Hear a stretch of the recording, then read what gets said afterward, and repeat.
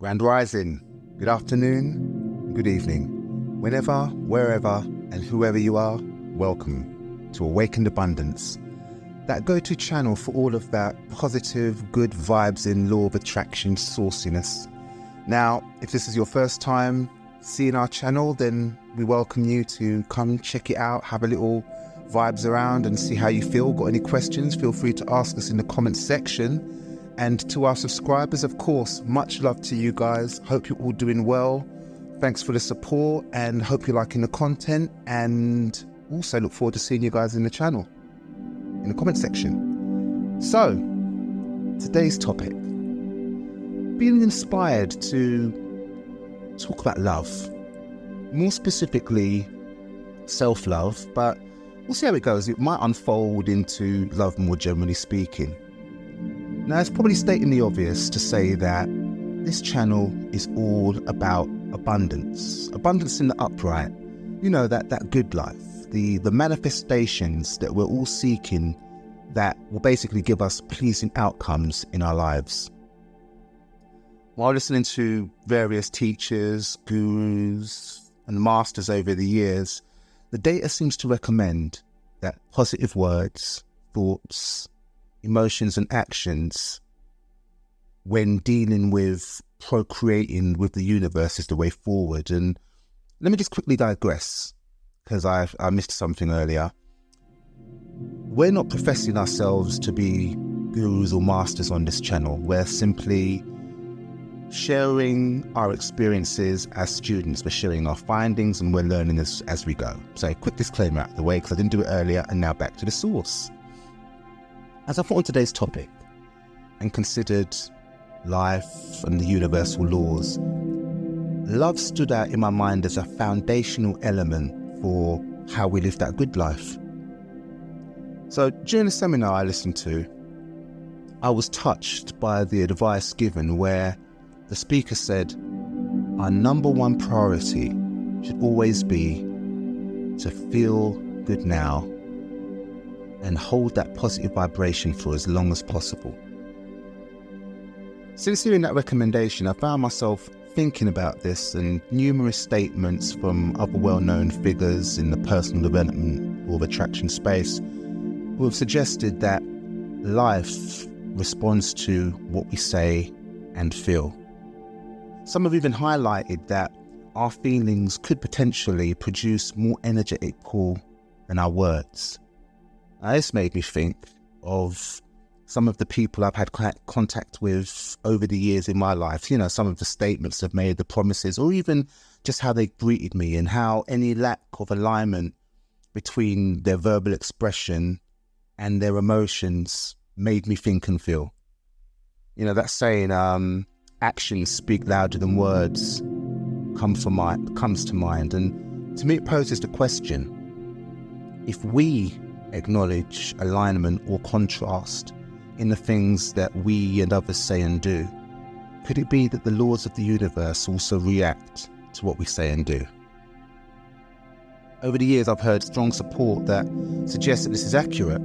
I can almost hear that another quote, we become what we think about most of the time when I reflect on this. Now, at this point, you might be thinking, you know, Tina Turner vibes, rest in peace, Tina. But what's love got to do with this? And I promise we'll get there. So let me touch on another seminar where I was made aware of a scientific breakthrough. This scientific breakthrough, it identified emotions as energy vibrating at different frequencies. At the time that I heard this, I thought it was really cool because I'd never really heard emotions described in that way. But it goes on to talk about experiments that were conducted and documented, which were able to measure different emotional states. And the experiment basically concluded that love was the highest vibrational frequency that humans are capable of expressing. Now, before learning this information, if anyone asks me, I would have assumed that anger would have been the strongest emotion, probably because of like growing up watching the Hulk. You know, he gets stronger as he gets angrier. and other shows like Dragon Ball Z, but like taking it to like a real life scenarios and situations, I probably believe that because of like what I've seen in the gym. You know, certain people, they work out and it's like, you can hear them really going for it, and other sports as well. So I was amazed to learn that love really does conquer all. So going back to my motive for talking about love, well, I guess on a practical level, self-love, the ability to accept ourselves, believe that we deserve good relationships, that we deserve to be treated well, we deserve good health and good life experiences. It's a really good indicator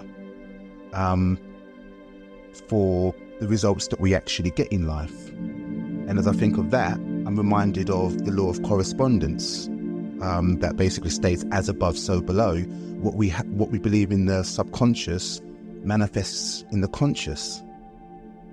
So if love is the highest frequency we can express, and if we consciously set the intention to remain in a loving vibration for as long as we can, then it starts to feel like the pieces of the puzzle is like falling into place, because by this, we're attracting outcomes which are a vibrational match to what we're emitting, which of course is the law of attraction. I think this stuff is just so fascinating. So I can like think of many speakers that I've heard state that when we're trying to attract the desires of our hearts, it's simply not possible if we're experiencing lower emotional states, because by experiencing those and being in that vibration, we're going to attract exactly what we don't want. Now, am I saying any of this is easy? Of course not. It's not easy, and it's not even logical, as it's not how we're programmed, it's not how we're taught in society to think. So it's really, really challenging. But for me, I just think, isn't it beautiful, this belief system that through intentionally leveraging the energy of love, positive energy, and considering the desires of our hearts, while doing so, we are positively co-creating with the power that creates worlds and shapes our circumstances. Wow.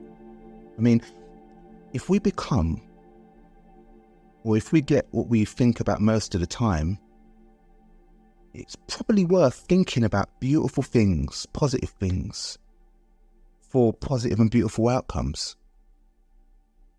The more I think about it, it kind of makes me wonder, why is it that some of the wisest people throughout our history have promoted positive thinking and positive actions? Now, I'm no scholar of the scriptures, but I'm pretty confident that as a final teaching to his disciples, Jesus, or Yeshua, he left a commandment with his disciples that they loved one another. Now, as much as I'm really, really passionate about this content, and I really am, and the importance of self-love as well as expressed love, it's really, really hard at times, isn't it? I mean, kindness is often seen as weakness. We're taught that only the strong survive. So the way that's taught, there's almost like an assumption that being ruthless or selfish, that kind of dog-eat-dog mentality, is strength. But is it though? Is that really what strength actually is? This seems to violate universal law, many spiritual principles, and for most of us, our very conscience. Because let's be honest, doesn't it hurt when we're faced with unfair circumstances or a lack of compassion?